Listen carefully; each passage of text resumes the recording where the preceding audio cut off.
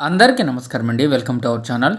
ఉద్యోగ పెన్షన్లకు సంబంధించి big break news. New income tax అయితే వచ్చేస్తుంది. భార్యాభర్తలు ఇద్దరి ఆదాయంపై ఒకటే ట్యాక్స్ అయితే ఉండబోతుందా? సో ఈ వీడియోలో వీటి గురించి పూర్తి వివరాలు అయితే తెలుసుకుందామండి. సో ముందుగా వీడియోని సపోర్ట్ చేసే వారందరూ కూడా వీడియోని ఒక లైక్ చేసి మీ తోటి ఉద్యోగ మిత్రులకు అలాగే ట్యాక్స్ పేయర్స్ అందరికీ కూడా వీడియోని షేర్ చేయండి. ఛానల్ని ఫస్ట్ టైం కనుక విజిట్ చేసినట్లయితే తప్పనిసరిగా సబ్స్క్రైబ్ చేసుకోండి. భార్యాభర్తలిద్దరి ఆదాయంపై ఒకటే ట్యాక్స్. కేంద్రం చారిత్రక నిర్ణయం. బడ్జెట్లో జాయింట్ ట్యాక్స్ ఫైలింగ్ ప్రకటనకి సంబంధించి ఇంపార్టెంట్ అప్డేట్.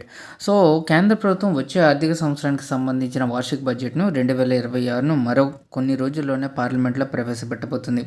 ఈ క్రమంలో ఉద్యోగులు, మధ్యతరగతి ప్రజలు ఈసారి ఆర్థిక శాఖ మంత్రి నిర్మలా సీతారామన్ గారు ఎలాంటి ఉపశమనాలు ప్రకటిస్తారో అని ఆశగా ఎదురుచూస్తున్నారు. ఎందుకంటే గతేడాది బడ్జెట్లో ఆదాయపు పన్నుల్లో కీలక మార్పులు చేశారు. పన్ను మినహాయింపు పరిమితిని 12 లక్షలకు పెంచారు.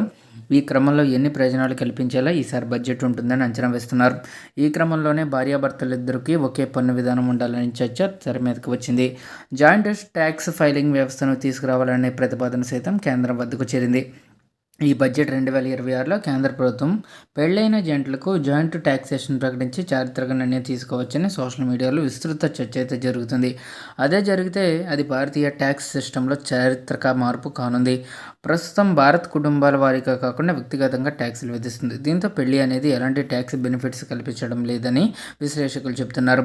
దీంతో భార్యాభర్తలు వేరువేరుగా ట్యాక్స్ ఫైలింగ్ చేయాల్సి వస్తుందని, వేరువేరు పన్ను స్లాబ్లు, డిడక్షన్లు, మినహాయింపులు ఉన్నాయని సూచిస్తున్నారు. ఒకవేళ భార్యాభర్తల్లో ఒకరు సంపాదించకపోతే వారి బేసిక్ ఎగ్జంప్షన్ వృధాగా పోతుందంటున్నారు. అవసరానికి మించి కుటుంబాలు ట్యాక్స్ చెల్లిస్తున్నట్లు సూచిస్తున్నారు. ఇప్పటికీ జాయింట్ ట్యాక్స్ వ్యవస్థ అమెరికా, జర్మనీ వంటివి అమలు చేస్తున్నాయని గుర్తు చేస్తున్నారు. ప్రస్తుతం భారత్లో కొత్త పన్ను విధానం ద్వారా 4 లక్షల ఆదాయం వరకు ప్రాథమిక మినహాయింపు లభిస్తుంది. పాత పన్ను విధానంలో అయితే ఇది 2.5 lakhsగా ఉంది.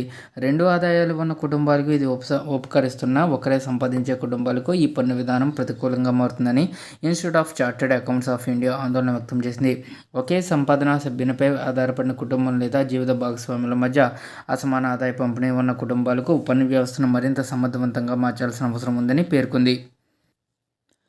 జాయింట్ ట్యాక్స్ సిస్టమ్ అంటే ఏంటి? ఉమ్మడి పన్ను వ్యవస్థ అంటే పెళ్ళైన జంటలు తమ ఆదాయాలను మినహాయింపును ఒకే పన్ను రిటర్న్లో కలిపి దాఖలు చేసే పద్ధతి.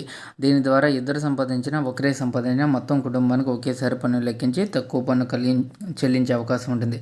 భారతదేశంలో బడ్జెట్ 2026లో ఈ కొత్త వ్యవస్థను తీసుకొచ్చే అవకాశం ఉందని విశ్లేషకులు అంచనా వేస్తున్నారు.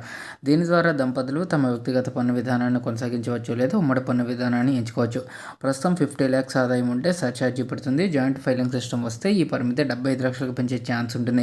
దీంతో అప్పర్ మిడిల్ క్లాస్ అధిక ఆదాయ కుటుంబాలకు మేలు జరగనుంది.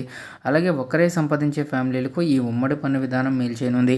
మధ్యతరగతి కుటుంబాలపై పన్ను భారాన్ని తగ్గిస్తుంది. ఫిబ్రవరి 1, 2026ను ప్రవేశపెట్టే బడ్జెట్లో ఈ ఉమ్మడి పన్ను విధానాన్ని తీసుకొస్తే అది ట్యాక్స్ రిలీఫ్ ఇవ్వడం మాత్రమే కాదు, నిర్మాణపరమైన మార్పు కానుంది.